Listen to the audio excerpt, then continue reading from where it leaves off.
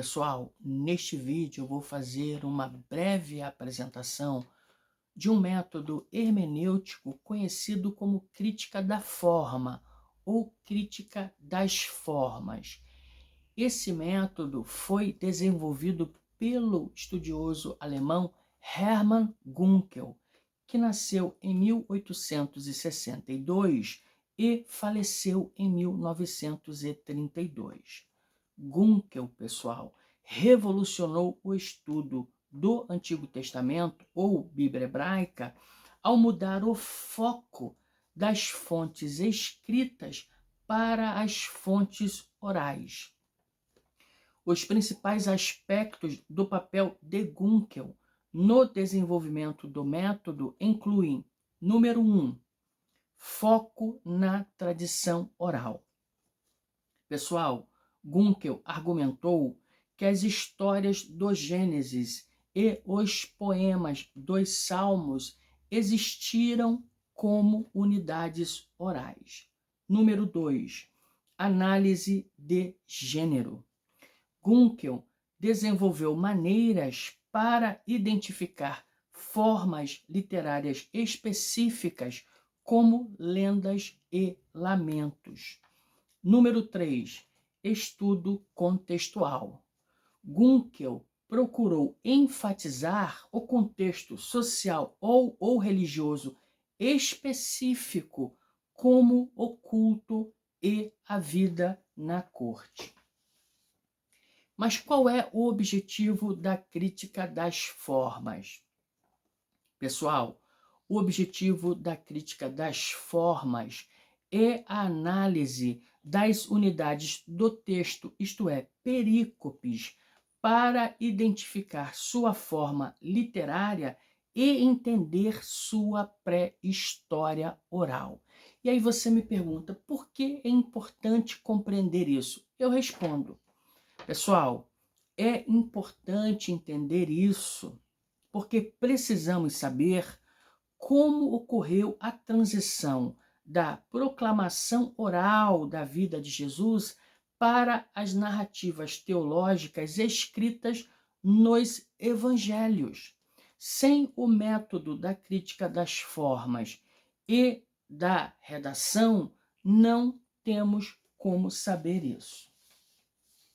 A crítica das formas, como já destaquei, busca ir além das fontes escritas e chegar ao período da tradição oral. Aplicada ao estudo do Novo Testamento, ela procura identificar formas, isto é, parábolas, histórias de milagres, ditos e o contexto de vida na igreja primitiva.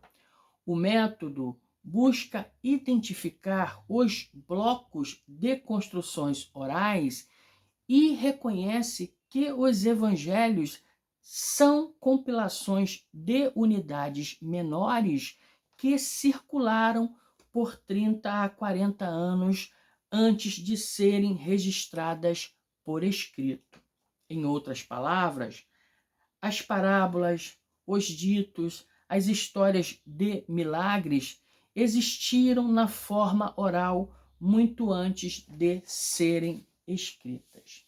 Pessoal, a crítica da forma, e aqui é importante destacar isso, conecta a tradição à necessidade da comunidade. Explica por que certas histórias foram lembradas e recontadas para atender a necessidades teológicas da comunidade.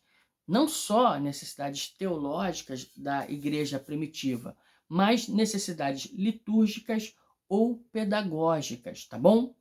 O método da crítica das formas é essencial para a análise de gênero, pois ajuda na compreensão da forma e no conhecimento da estrutura do texto, distinguindo, por exemplo, entre uma lenda, uma parábola ou uma história de milagre, o que é essencial, pessoal, para a interpretação adequada do texto. quais são os pressupostos básicos da crítica da forma? Pessoal, o pressuposto básico da crítica da forma ou crítica das formas é que os ensinamentos de Jesus e as narrativas sobre a sua vida, conforme registrados nos evangelhos, foram transmitidos oralmente durante um período considerável de tempo antes que fossem escritos, né? Então, as histórias de Jesus circulavam, né, na tradição oral e durante muito tempo antes que fossem escritas, essas histórias fossem escritas. Para os críticos da forma, a composição final, na qual se encontra os evangelhos, não pode ser de modo algum um relato confiável do que realmente Jesus disse e fez. Para os críticos da forma, a composição textual dos evangelhos teria sido interpolada por muitos acréscimos que acabaram por modificar a forma original da sua mensagem. Para resgatar a forma original do texto, é preciso remover os acréscimos, isso é óbvio. Foi para isso que a crítica da forma foi pensada ou desenvolvida, isto é, identificar a pré-história das fontes usadas para compor o texto e o estágio oral pelo qual o texto passou antes de adquirir uma forma escrita como hoje a conhecemos. Pessoal, a identificação da pré-história das fontes e do estágio oral do texto é importante para sabermos se o contexto desses materiais foram reais ou inventados pelos autores dos evangelhos. A maioria dos críticos da forma acredita que os primeiros cristãos inventaram fatos sobre a vida de Jesus para satisfazer as necessidades teológicas das primeiras comunidades cristãs. Nesse caso, o contexto das histórias sobre Jesus nos evangelhos teria sido montado artificialmente para satisfazer a necessidade de determinadas comunidades e, portanto, não correspondem à realidade. Os críticos da forma, inclusive, criaram um conceito para explicar isso, o chamado conceito ou conceito de comunidade criativa. Para os críticos da forma, a igreja primitiva tinha o poder de criar e alterar tradições sobre a vida de Jesus para atender às suas próprias necessidades. Rudolf Bultmann, que aplicou a crítica da forma ao estudo do Novo Testamento, se concentrou, pessoal, no estudo dos ditos de Jesus. E agora eu vou passar para a parte prática do método, a partir do modo como Bultmann lidou com o texto do Novo Testamento. Então, Bultmann é um crítico da forma, tá bom? Ele reconhece a contribuição de Gunkel. O método foi usado inicialmente para o estudo do Antigo Testamento, mas Dibelio e Bultmann passaram a empregar o método da crítica das formas para estudar o texto do Novo Testamento. E Bultmann se concentrou nos ditos de Jesus, tá? Ele seguiu a tendência da crítica racionalista, atribuindo maior valor histórico aos ditos do que aos feitos de Jesus. Essa atitude se deveu em parte à hipótese de uma coleção de palavras ou ditos especiais de Jesus, conhecido como fonte Q, e também em parte por um reconhecimento do caráter exclusivamente pessoal desses discursos. Bultmann, pessoal, classificou os ditos de Jesus em apotegmas e histórias de milagres. Os apotegmas, você pergunta o que são isso? Os apotegmas são fragmentos onde o ponto principal seriam as palavras de Jesus contidas em um curto quadro.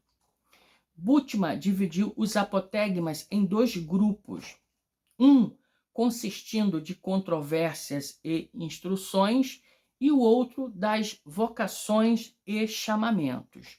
O primeiro grupo subdividiu de acordo com o incidente que o ocasionou, a controvérsia ou instrução. Por exemplo, curas, a conduta dos discípulos, perguntas dos discípulos ou dos adversários de Jesus, ou perguntas ou questões levantadas pelos adversários de Jesus. Pessoal, então vamos à prática.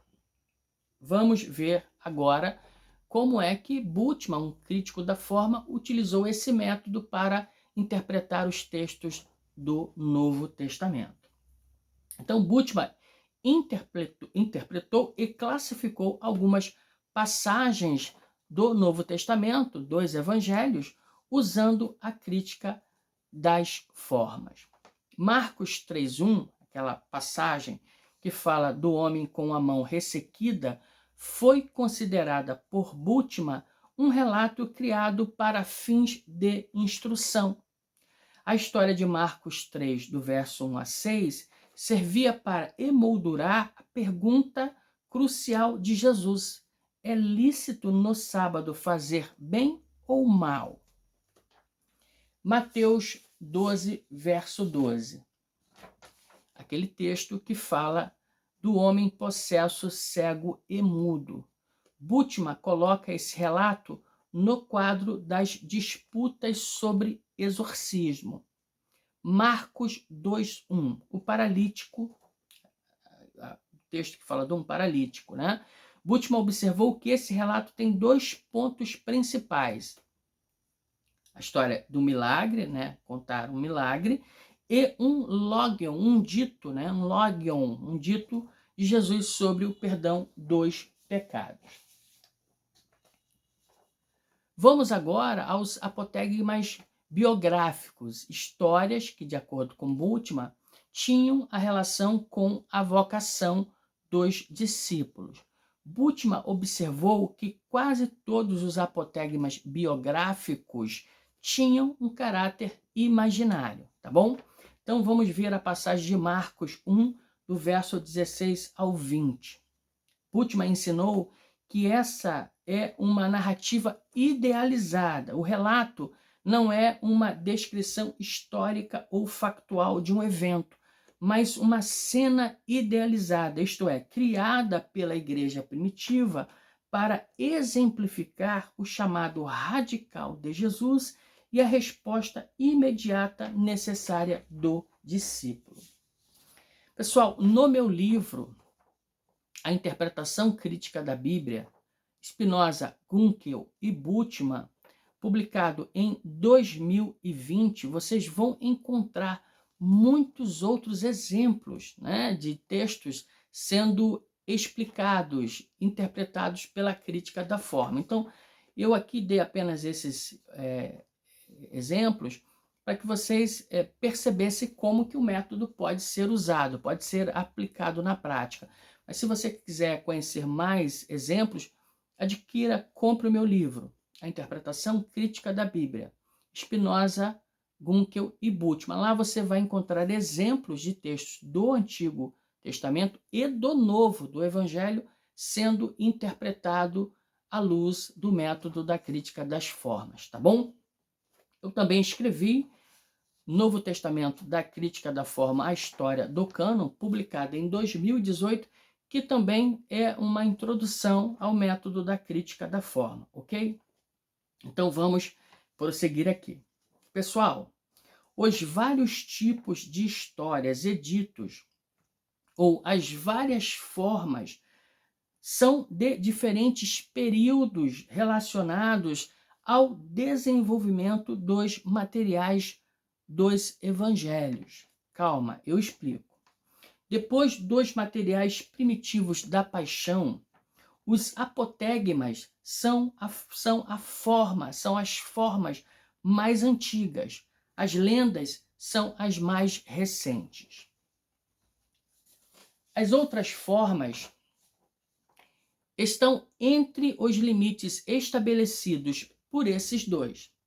As diferenças podem ser verificadas comparando as formas narrativas dirigidas aos judeus com aquelas dirigidas aos gentios. Desse modo, pessoal, é possível determinar se um item, né, da história do Evangelho foi produto do elemento judeu ou do elemento gentio no cristianismo emergente. A classificação dessas formas da tradição é feita de acordo com categorias típicas, por exemplo, provérbios, ditos proféticos, ditos escatológicos e etc. Pessoal, é isso, tá? Se vocês quiserem conhecer mais sobre o método da crítica da forma e a importância desse método para o estudo dos textos bíblicos, eu recomendo que vocês comprem os meus livros. A Interpretação Crítica da Bíblia, Spinoza, Gunkel e Bultmann, e Novo Testamento da Crítica da Forma à História do Cânon. Peço também que vocês curtam o vídeo, tá bom? Isso aqui não é algo de vaidade, não. É porque se você não curtir o vídeo, o algoritmo não vai compreender a sua relevância e não vai distribuí-lo para outras pessoas, tá bom?